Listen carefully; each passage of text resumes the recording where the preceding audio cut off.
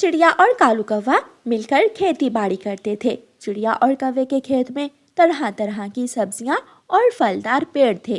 कौवे भैया, हमने मेहनत से काम किया, यही वजह है कि हमारे खेत में सब्जियां और फल सबसे ज्यादा अच्छे हैं। हाँ चिड़िया, अब हम अपनी सब्जियां और फल मंडी में बेचकर खूब मुनाफा कमाएंगे। कालू कौवा जब शाम को घर जाता है तो उसकी पत्नी गोरी कौवी कालू कौवे से कहती है, कालू जी, तुम ऐसा करो, उस चिड़िया को सब्जियां दे दो और सारे फलदार पेड़ खुद रख लो। लेकिन ऐसा करने से क्या होगा? कालू जी, कुछ ही दिनों में बारिशें शुरू होने वाली हैं। चिड़िया की सारी सब्जियां बारिश से खराब हो जाएंगी और हमारे फल सुरक्षित रहेंगे और वो फल बेचकर मैं अपने लिए एक सोने का हार ले सकूंगी। हाँ गोरी, बात तो तुम्हारी ठीक है। वैसे भी फल सब्जियों से ज्यादा दाम में बिकेंगे। फिर दूसरे दिन जब चिड़िया और कालू कौवा अपने खेत में जाते हैं तो कालू कौवा चिड़िया से कहता है, चिड़िया, मैंने फैसला कर लिया है। कौवे भैया, क्या फैसला कर लिया है आपने? ये कि सब्जियां तुम ले लो और फलदार पेड़ मुझे दे दो। कौवे भैया, हम दोनों ने शुरू से मिलकर खेत में काम किया है। तुम्हें याद है ना, जब तुम्हारे सर में दर्द हुआ करती थी तो मैं अकेली ही खेत में काम करती थी। हाँ हाँ, मुझे सब याद है, लेकिन मैं ये फलदार पेड़ तुम्हें किसी कीमत पर नहीं दूंगा। ठीक है कौवे भैया, अगर आप खेत का बंटवारा करना ही चाहते हैं, मुझे कोई एतराज नहीं है। फिर कालू कौवा चिड़िया को सब्जियां दे देता है और फलदार पेड़ खुद रख लेता है। कालू कौवा और गोरी कौवी मजे मजे से फल खाते और बाकी के फल तोड़कर मंडी ले जाते। ऐसे कौवों को खूब मुनाफा होने लगता है। गोरी कौवी अपने घर में बैठी अपना मुनाफा गिन रही थी। कालू जी, अगर ऐसे ही हम फल बेचते रहे तो वो दिन दूर नहीं है जब हम जंगल के सबसे अमीर कौवे बन जाएंगे। और वो चिड़िया रहेगी गरीब की गरीब। रानो चिड़िया अपने टमाटर और कद्दू तोड़कर मंडी ले जाती है। चिड़िया बहन, इन दिनों मंडी में सब्जियों की मांग नहीं है, इसलिए हमें आपकी सब्जियों की जरूरत नहीं है। ये सुनकर रानो चिड़िया रोने लग जाती है। मैंने मेहनत से खेती की और अब जाकर कौवे ने फल खुद रख लिए और मुझे सब्जियां दे दी जो मंडी में भी किसी काम की नहीं है। फिर कुछ दिनों बाद बारिशें शुरू हो जाती हैं। रानो चिड़िया अपने खेत से सब्जियां तोड़कर अपने घर ले जाती है। अगर मेरी सब्जियां मंडी में नहीं बिकी तो क्या हुआ, हम बारिश के दिनों में सब्जियां खाकर पेट तो भर सकते हैं। लेकिन मम्मा, एक बात याद रखना, हम दोबारा कभी भी कालू अंकल से मिलकर खेती नहीं करेंगे। हाँ गुड़िया बेटी, ये फैसला तो मैंने भी किया है। कौवा और कौवी अपने घर में बैठे मजे मजे से फल खा रहे थे। कालू जी, वो चिड़िया खा रही होगी खट्टे टमाटर और हम खा रहे हैं मीठे मीठे फल। अच्छा ही हुआ गौरी, जो हमने रानो चिड़िया को सब्जियां देकर उससे फलदार पेड़ ले लिए। कौवा और कौवी बहुत खुश थे। बारिश के साथ तेज हवा भी थी। एक रात तेज हवा चलती है और कौवों के पेड़ों से सारे फल टूटकर गिर जाते हैं। बारिश का पानी तेज था और कौवों के फल बहते हुए नदी में चले जाते हैं। दूसरे दिन जब कालू कौवा अपने खेत में जाता है तो पेड़ों पर कोई भी फल नहीं था। गोरी कौवी कालू से कहती है, कालू जी, हमारे पेड़ों से फल कहाँ गए? लगता है सारे फल तेज हवा से गिर गए हैं। कालू जी, अब बारिशों के दिनों में हम क्या खाएंगे? देखो देखो गौरी, चिड़िया के खेत में सब्जियां अभी भी हैं। चिड़िया अपना छाता लेकर अपने खेत में आती है। एक बड़ा सा कद्दू देखकर रानो चिड़िया खुद से कहती है, आज मैं खीरे ले जाती हूँ और ये कद्दू फिर किसी दिन खाऊंगी। अच्छा लगा तो कभी ने मुझे सब्जियाँ दे दी। मेरी सब्जियाँ तो बारिश में भी ठीक है, लेकिन काले कद्दू के सारे फल टूट गए। दूसरी रात फिर से तेज हवा आती है। तेज हवा से चिड़िया का घर टूटकर गिर जाता है। रानो चिड़िया और उसकी बेटी बहुत परेशान बैठी हुई थी। मम्मा, अब हम कहाँ जाएंगी? हमारा घर तो टूट गया। गुड़िया बेटी, चले हम अपने सब्जियों के खेत में जाकर किसी पेड़ के नीचे बैठ जाती हैं। जब रानो चिड़िया सब्जियों के खेत में जाती है तो उसका ध्यान अपने खेत में एक बड़े कद्दू पर जाता है। गुड़िया बेटी, आइडिया, हम इस कद्दू को अपना घर बनाएंगी और बारिश के दिन इसी कद्दू के घर में गुजार लेंगी। फिर वो माँ बेटी उस कद्दू को अंदर से खोखला करती हैं और उस कद्दू में छुपकर बैठ जाती हैं। तेज हवा से कौवों का घर भी टूट जाता है।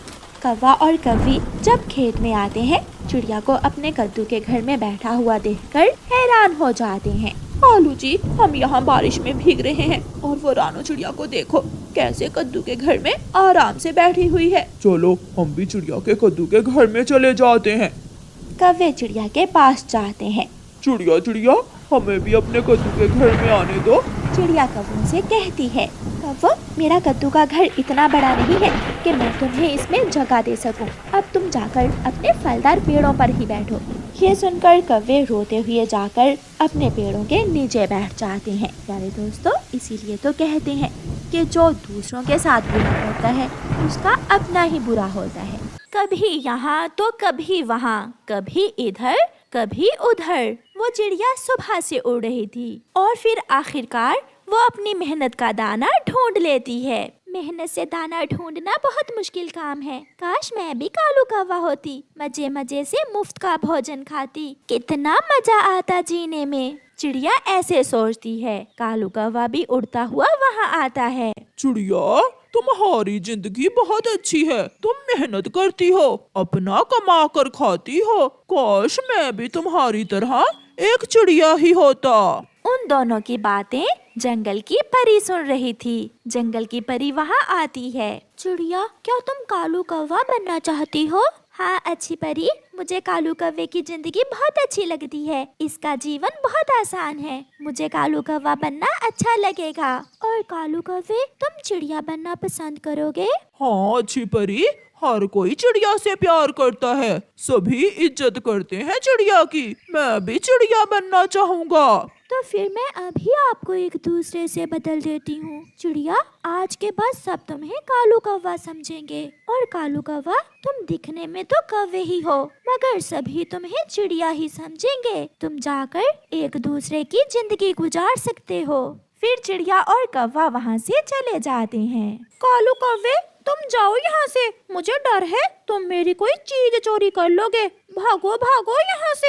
मैं तो यहाँ थोड़ी देर आराम करने के लिए बैठा था, मुझे बहुत नींद आ रही थी, मुझे थोड़ा सोना है यहाँ। कालू कौवे, अगर तुम्हें सोना है तो अपने घर जाकर सो। चिड़िया, जो अब सबको कौवा ही दिख रही थी, वहाँ से चली जाती है। आज तो किसान के खेत से फल खाने को मन कर रहा है। चलो किसान के खेत से फल चुरा कर खाता हूँ।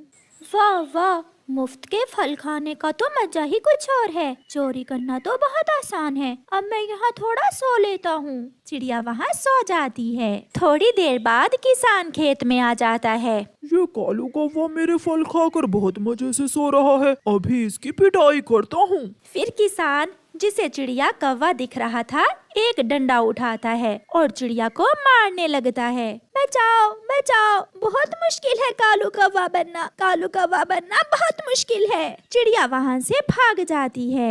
ये दाना किसका होगा? इसके पास कोई भी नहीं है, मैं इसे खा लेती हूँ। मगर जैसे ही कालू कौवा, जो अब चिड़िया थी, दाना खाने लगता है तो उसे विचार आता है। ऐसा भी तो हो सकता है ये दाना किसी का हो और किसी से पूछे बिना कोई चीज खाना बहुत बुरी बात है। ना जी ना, मैं ये दाना नहीं खाऊंगी, क्योंकि अब तो मैं एक अच्छी, मेहनती और ईमानदार चिड़िया हूँ। कौवा वहाँ से उड़ता है। थोड़ी दूर नदी में एक तितली गिरी पड़ी थी। वो मदद मांग रही थी। कोई मेरी मदद करे, मुझे बचाओ, मुझे बचाओ। मैं तो खुद भूखा हूँ, मैं इसकी मदद कैसे कर सकता हूँ? नहीं नहीं, मैं एक अच्छी चिड़िया हूँ, मुझे इस तितली की मदद करना होगी। फिर कौवा तितली को नदी से बाहर निकालता है और उसे एक पत्ते पर बिठाकर आगे बढ़ता है। चिड़िया, अच्छी चिड़िया, मेरे पास भोजन नहीं है, मुझे भोजन तो ला दो।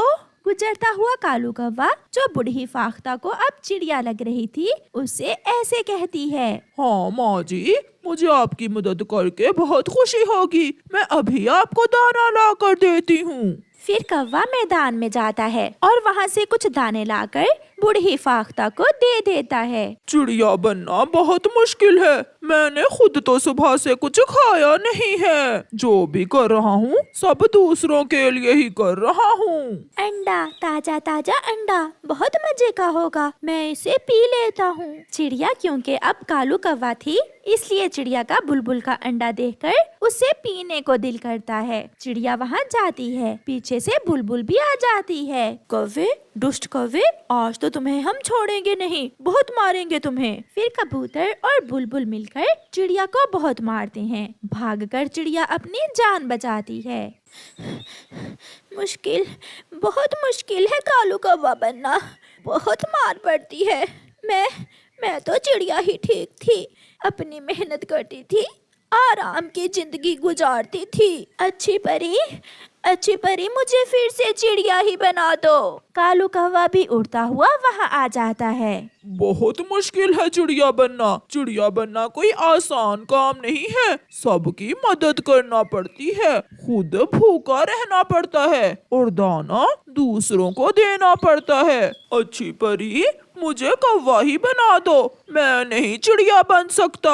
वो जंगल की परी फिर से वहाँ आती है और कौवे को दोबारा कौवा और चिड़िया को चिड़िया बना देती है। कालू, तुम्हारा जीवन बहुत मुश्किल है, बहुत मार खाना पड़ती है तुम्हें तो। और चिड़िया, तुम्हें बहुत मेहनत करना पड़ती है, मैं चिड़िया नहीं बन सकता।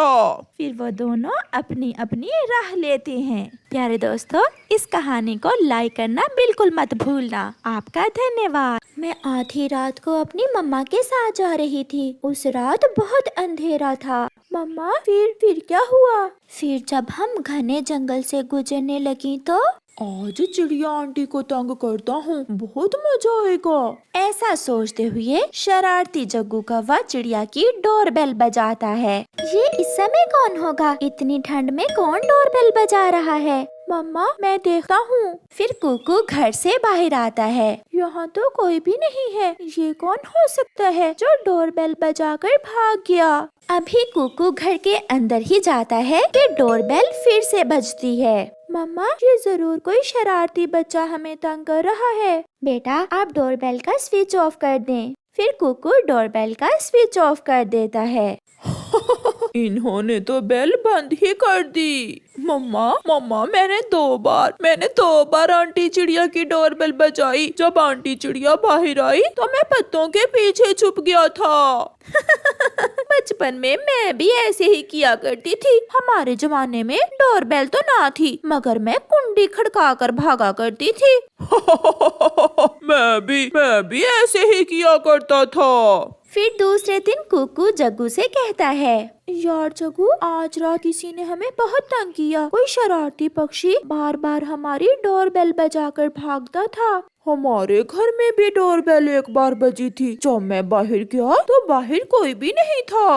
वो पक्षी सबको तंग करता है, वो बहुत बुरा पक्षी है। जब कुकू वहाँ से चला जाता है तो जग्गू पीछे से हंसता है। वो तो मैं ही हूँ कुकू, आज फिर मैं तुम्हें तंग करूँगा। फिर उस रात फिर से जग्गू अपने घर से निकलता है। जैसे ही वो छोटी सी तितली नदी में गिरी तो मैंने छलांग लगा दी। मैंने बिना सोचे ही छलांग लगा दी। फिर मिठू जी, फिर क्या हुआ? इतने में उनके डोर की बेल बजती है। पति जी, ये कौन होगा इस समय? इतनी ठंड में तो दरवाजा खोलना भी बहुत मुश्किल है। बेल फिर से बजती है। मैं देखता हूँ। जब मिठू बाहर जाता है तो बाहर कोई भी ना था।